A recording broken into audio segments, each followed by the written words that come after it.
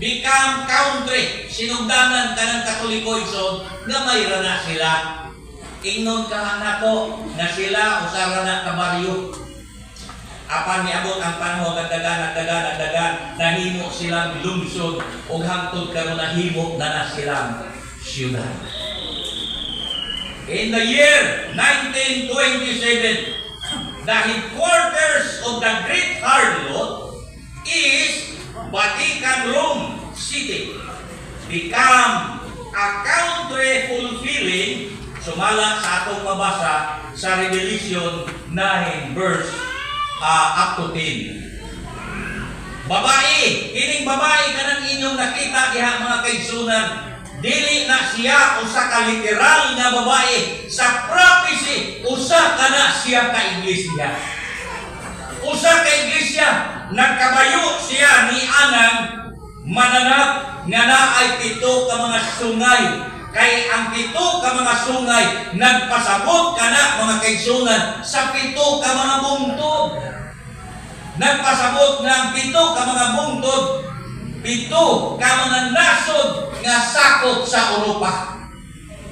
O gawas niya na nagpasabot sa 7 ka mga hari nga mao ang nagadumala nagpanako ni anang babaeng bigahon.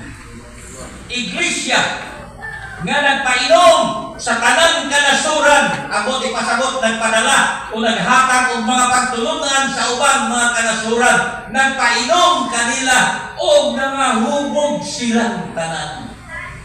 Pagtulon anak mga kaigsunan. O kunya ang mga nasod hilapihan nilang kalipay, gidawat nila sa kusganon ang mensahe pagtulunan gikan ni ining babaeng bigahon. Nasabtan ba nato ni igsoon? Wa man sa atong doktrina. Pero ato ni naghihimot para mahibal-an nato kanan. Kining 7 ka mga nasod igsoon, mao na karon nga naa sa Europa.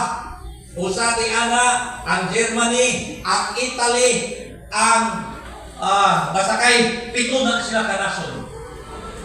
Nakanhi, napulo na sila kanasod, apan ang hitabo ni ana, ang 3 ka mga nasod nga mga Visigoths, ang Pransya, doon na